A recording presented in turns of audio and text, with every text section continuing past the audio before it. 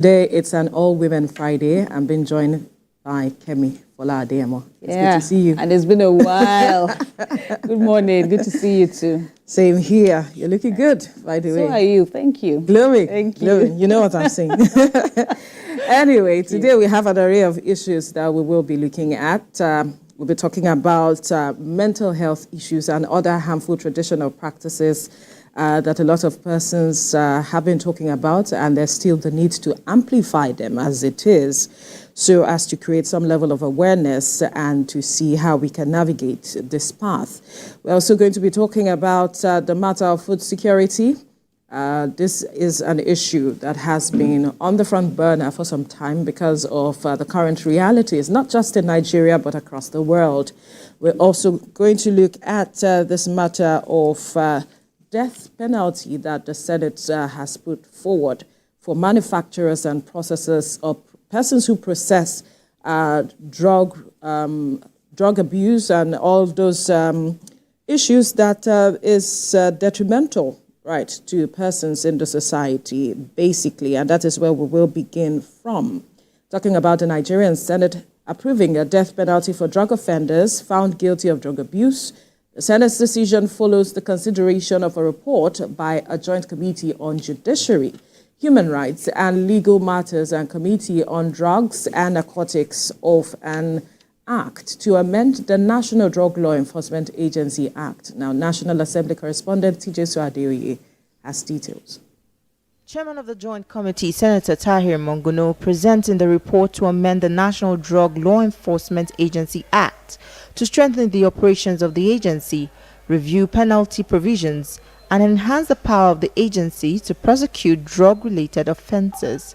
In most cases, in the course of enforcing the law or making an arrest, drug-related cases is normally a cartel. They organize themselves and obstruct the officers of the NDLA from performing their constitutional mandate, their legal mandate.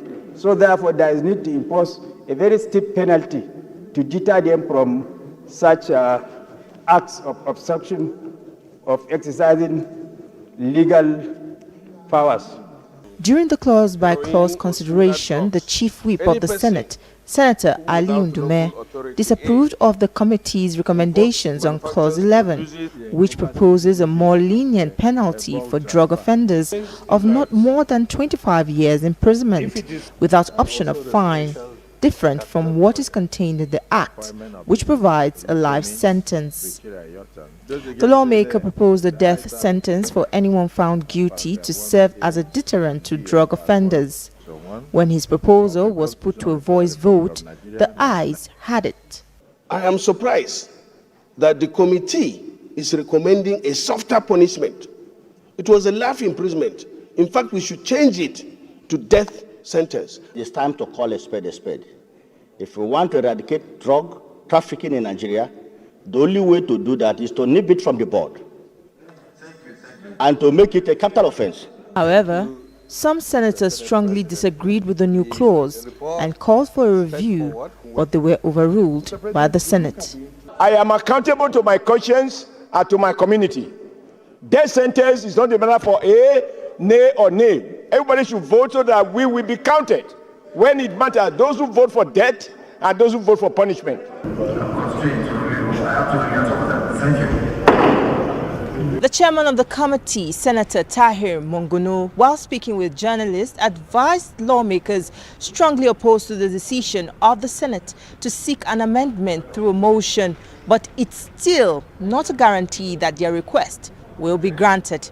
TVC TVC News, Abuja.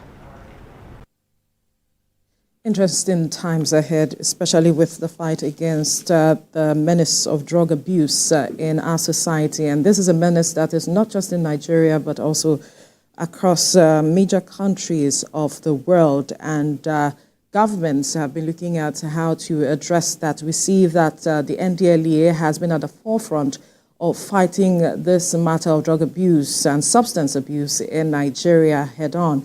And a majority of persons had called for the amendment of this bill, and that is what we see the Senate doing at the moment. But it seems that we have a divided house with regards to this matter of death penalty for those who process and manufacture drugs that are detrimental, as well as processed substances, and ensure the abuse of these things. And then for those who abuse the substance and the drugs, it is 15 years without an option of a fine. But we see the House is divided with regards to this issue, because it also begs the question of how efficient have we been with regards to these matters of death penalty or capital punishment for issues. Recall the Anini times, those years when there was armed robbery, firing squad, and all of those. After a while, state governors decided they refused to append their signature to these things. And so people have asked the question, has that really served as a deterrent? Has that moved us farther from all of those societal menace that we have seen?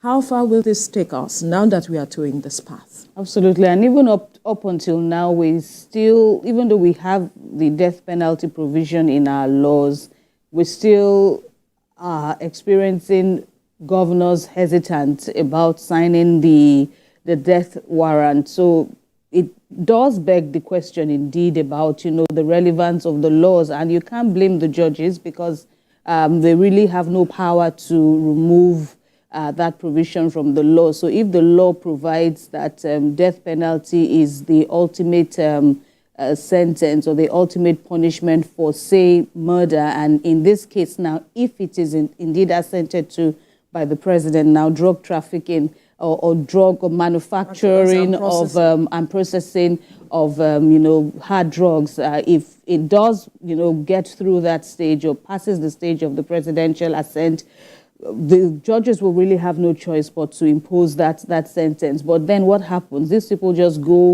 become inmates on the death row, but may really never be executed, because governors are usually very shy hesitant about it.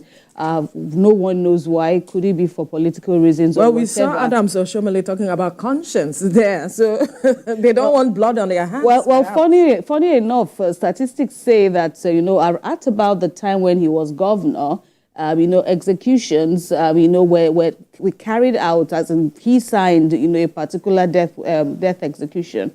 Well, that remains to be seen whether he would deny that while he was governor of Edo State. So perhaps him coming to, vehemently oppose the addition of the death penalty. Based on conscience. And again, he's saying based on accountability to the people, he represents. So, because I remember that, the outcry from human rights activists about, why we should still have it, removing it from our laws, abolishing it entirely, because we've not had anyone executed in recent times. But statistics always go back to, Mr. Oshomole's time as governor, that the last 2 or so executions were done during his time as governor. So it's interesting that he's now one of the leading voices against it. But yes, the relevance and whether it will indeed deter, because that is the motive for this addition by the lawmakers. Will it indeed deter? Yes, we have a problem on our hands in terms of hard drugs and the harmful nature of it on the youth and everybody who is abusing it. But will it deter the abuse that we see, the really concerning spate of abuse that we see of hard drugs in the society? That's a big question. Absolutely, because we see how far this has gone. I saw a story recently from Sierra Leone, how the abuse of substances is affecting a young population of the people in the country, and that begins to beg the question, then what future do we have if these are the crops of persons that are abusing drugs the most? So what then is the hope for any society or country as it is? So I was expecting that everyone will be on board with regards to this, because we want to tackle it head on. But then again, we see the matter of conscience standing in the way, and accountability also standing in the way. But this is subject to further conversation.